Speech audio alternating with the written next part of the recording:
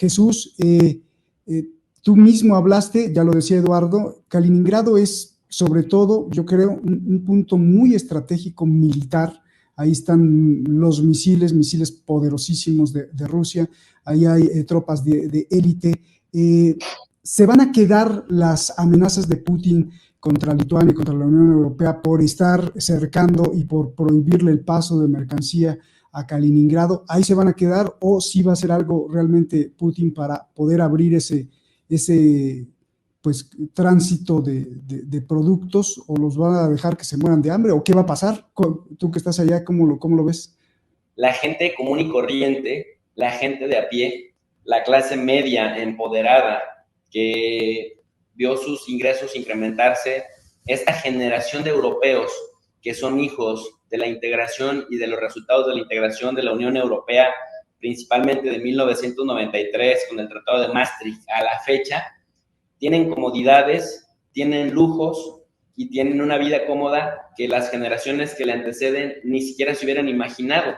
Han tenido temporadas largas de paz, por lo menos ahí en el continente, porque es cierto que la OTAN ha venido participando en diferentes aventuras bélicas subordinadas a Estados Unidos en diferentes países, en Siria, en Libia, Afganistán, Irak, Yemen, ¿no? Pero los europeos, y Eduardo no me dejará mentir, de España, de Holanda, que ya cambió el nombre, ahora se llama Países Bajos o Netherlands, de Alemania misma, que no conocen la pobreza ni conocen la austeridad como se conocen en otros países, no tienen ni la menor idea de lo que es vivir una guerra en su propia casa. No tienen ni la menor idea de lo que es vivir sin luz una semana. Ya no se acuerdan o no saben de lo que es quedarse sin comida, sin un pan, sin un vaso de agua, sin un café, 15 días, o estar sin agua, sin luz eléctrica durante semanas, como las generaciones de sus padres o de sus abuelos experimentaron. Entonces, de 30 años para acá se ha perdido la conciencia de lo que socialmente se conquistó.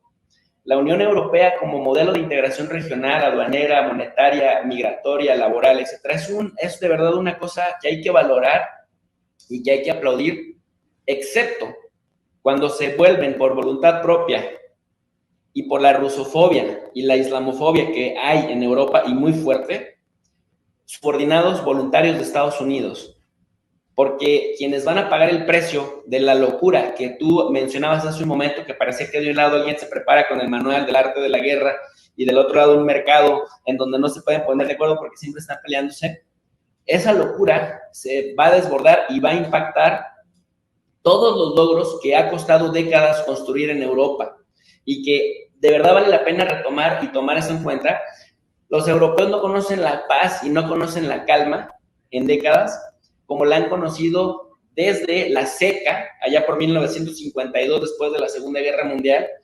pero digo 52, aunque la guerra se acabó en el 45, porque es cuando empezó el constructo de instituciones que pacificaron las guerras entre países europeos. Desde, pues bueno, incluso desde antes de nuestra era, de la era cristiana hasta la fecha, desde el Imperio Romano incluso, Europa no conocía por lo menos 2 décadas consecutivas de paz. Los pueblos europeos se la han vivido haciéndose la guerra mutuamente entre ellos. A veces Francia contra Alemania, Francia contra Inglaterra, Inglaterra contra España, España contra Francia, España contra Países Bajos, Flandes, los estados prusianos, los estados italianos, han vivido peleando toda su vida, o por lo menos la vida conocida, lo que conocemos como civilizatoria, hasta que llegó la Unión Europea y se conocieron ya 7 décadas ininterrumpidas de paz, por lo menos entre países europeos, que empoderó a las clases medias y que hoy, por esa subordinación a Estados Unidos, que vive de las guerras, que reactiva su economía vendiendo armas, distribuyendo su ejército por los diferentes territorios del mundo, incluidos los 70,000 soldados que tiene estacionados en Europa, 35,000 en Alemania, 12,000 en Polonia, y estas provocaciones abiertas que se le están haciendo a China, a Rusia, incluso lo que vimos también que pasó con Pakistán, este golpe de Estado institucional promovido por estadounidenses, porque Pakistán se estaba saliendo, digamos, de la línea de la subordinación,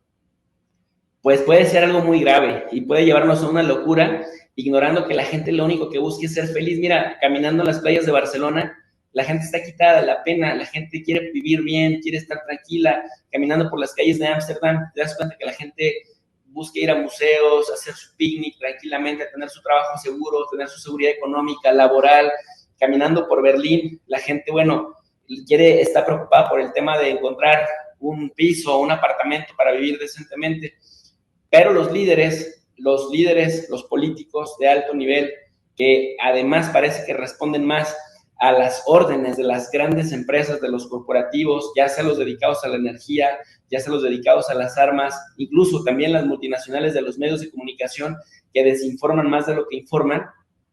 pues prácticamente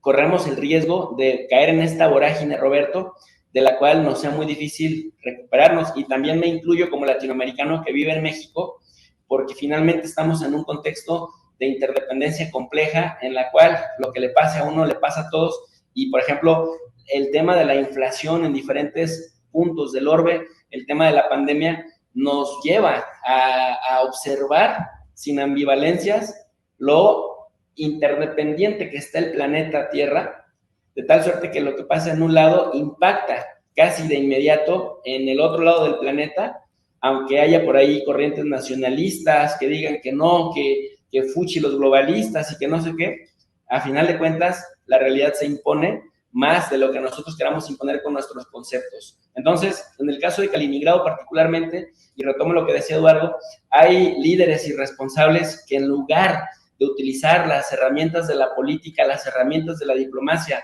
para avanzar a un estadio mayor que nos permita estar en calma, pareciera que buscan el escenario apocalíptico. Y en el caso, por ejemplo, de Lituania, Lituania ha sido uno de los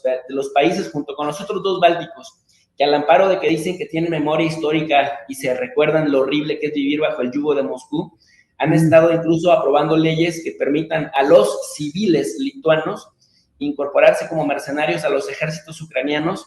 para ayudarles a combatir a los rusos en Ucrania, sin el menor menoscabo de que los acusen de asesinos cuando regresen a Lituania. Le han estado proveyendo armas también, han estado violando la neutralidad, y bueno, pues ahora esto es el último, digamos, eslabón de la cadena, provocar directamente un enclave que, ojo, nadie se lo regaló a Moscú.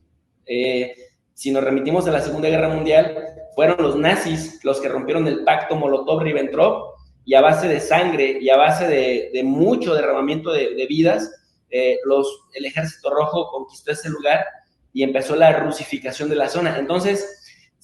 esta es una provocación abierta que me parece que están tratando de hacer reaccionar nuevamente a que desde Moscú salga una declaración irresponsable como la que señalas, que